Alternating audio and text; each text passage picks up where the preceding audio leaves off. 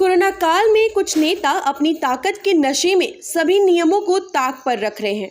MP के खंडवा में एक ऐसा ही मामला सामने आया है, जहां पर स्थानीय विधायक देवेंद्र वर्मा अपनी भतीजी की शादी का आयोजन बड़े भव्य तरीके से कर रहे थे, लेकिन स्थानीय मीडिया के दबाव के चलते उन्हें इस आयोजन पर रोक लगानी पड़ी।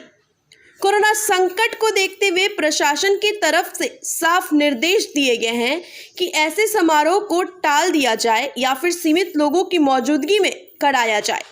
लेकिन विधायक के परिवार ने इन सारे नियमों की अनदेखी की और शादी समारोह की भव्य तैयारी कर दी।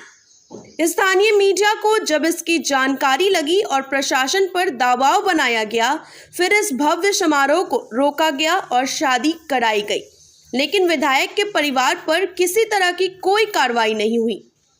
आरोप है कि आम जनता के लिए कोरोना के नियमों को सख्ती से लागू किया जा रहा है, पर ताकतवर और सत्ता पर बैठे लोग कोरोना के नियमों की सख्ती से लागू नहीं कर रहे हैं और अनदेखी करने में लगातार लगे हुए हैं।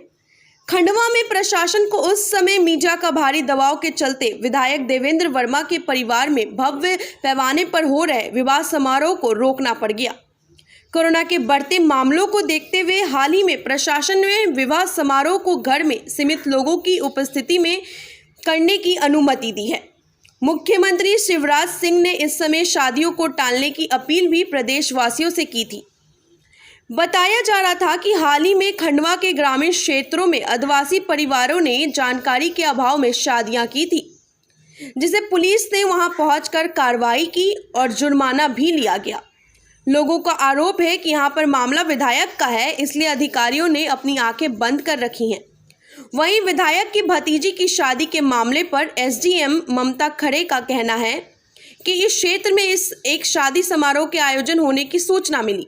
वहां जाकर देखा तो तैयारियां चल रही थी और उसे तुरंत ही रोक दिया गया। टेंट के अलावा अन्य सामानों को वापस कर दिया गया है। अप्रैल में प्रशासन ने कोरोना वायरस के बढ़ते मामलों को देखते हुए विवाह समारोह में 20 लोगों की आने की अनुमति दी थी। वहीं 15 मई तक जारी की गए नए निर्देश में से ऐसे कार्यक्रमों को पूरी तरह से बंद करने की बात कही गई थी। विधायक की भतीजी के विवाह में कितने लोग शामिल होंगे, इसका अंदाजा तैयारियों को देखकर लगाया जा सकता है। तो आपको हम बताएं कि जब पिछले साल यानी 2020 में पहली बार वैश्विक महामारी कोरोना ने दस्तक दिया था, उस दरमियान भी कई ऐसी तस्वीरें पूरे देश भर से निकलकर सामने आई थी।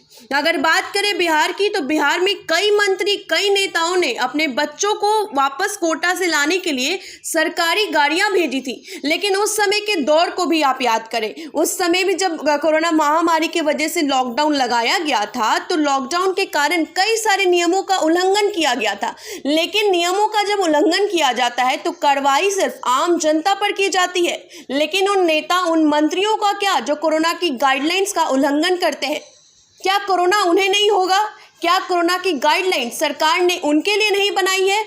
और आखिर बनाई है तो फिर कार्रवाई क्यों नहीं होती है?